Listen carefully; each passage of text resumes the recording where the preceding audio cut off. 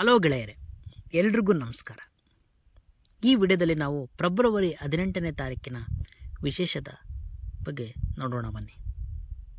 ಮಂಜಪ್ಪ ಕರ್ನಾಟಕದ ಗಾಂಧಿ ಎಂದೇ ಹೆಸರಾದ ಸ್ವತಂತ್ರ ಹೋರಾಟಗಾರ, ಸಾಮಾಜಿಕ ಸೇವಕ ಹರ್ಡಿಕರ್ ಮಂಜಪ್ಪನವರು 1886 ಫೆಬ್ರವರಿ 18ರಂದು ಉತ್ತರ ಕನ್ನಡದ ಬನವಾಸಿಯಲ್ಲಿ ಜನಿಸಿದರು. ಸಾಮಾಜಿಕ, ಶೈಕ್ಷಣಿಕ, ಪತ್ರಿಕಾ ರಂಗ ಮತ್ತು ಸಾಹಿತ್ಯ ಕ್ಷೇತ್ರದಲ್ಲೂ ಅವರ ಕೊಡುಗೆ ಅಪಾರವಾದದ್ದು. ಗಾಂಧೀಜಿಯವರು 1934ರಲ್ಲಿ ಕರ್ನಾಟಕಕ್ಕೆ ಬಂದಿದ್ದಾಗ ಮಂಜಪ್ಪನವರು ಅವರೊಂದಿಗೆ ಸುತ್ತಾಟದಲ್ಲಿ ಪಾಲ್ಗೊಂಡಿದ್ದರು. ಹರ್ಡಿಕರ್ ಮಂಜಪ್ಪನವರು 1947 ಜನವರಿ 3ರಂದು ನಿಧನರಾಗುತ್ತಾರೆ.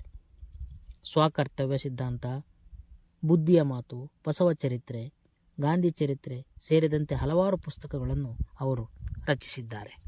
ಅದೇ ರೀತಿಯಾಗಿ ಎಂ. ಗೋಪಾಲಕೃಷ್ಣ ಅಡಿಗ ಕನ್ನಡ ನವ್ಯ ಕಾವ್ಯಯುಗದ ಹರಿಕಾರರೆಂದೇ ಗುರುತಿಸಲಾಗುವ ಕವಿ, ಸಾಹಿತಿ ಎಂ.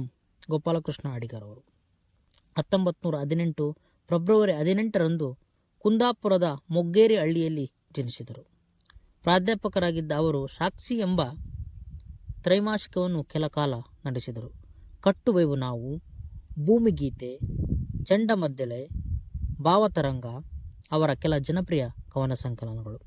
ಅವರಿಗೆ ಕೇಂದ್ರ ಸಾಹಿತ್ಯ ಅಕಾಡೆಮಿ ಪ್ರಶಸ್ತಿ, ರಾಜ್ಯ ಸಾಹಿತ್ಯ ಅಕಾಡೆಮಿ ಪ್ರಶಸ್ತಿ, ಪಂಪ ಪ್ರಶಸ್ತಿ ಸೇರಿದಂತೆ ಹಲವು ಪ್ರತಿಷ್ಠಿತ ಪ್ರಶಸ್ತಿಗಳು ದೊರೆತಿವೆ. ಅಡಿಗರು 1992ರಲ್ಲಿ ನಿಧನರಾದರು. ಇದು ಫೆಬ್ರವರಿ 18ರ ವಿಶೇಷತೆಗಳು. ಪ್ರತಿದಿನ ನಾವು ವಿಶೇಷಗಳನ್ನು ನೋಡುತ್ತಾ ಹೋಗೋಣ. ನಮಸ್ಕಾರ.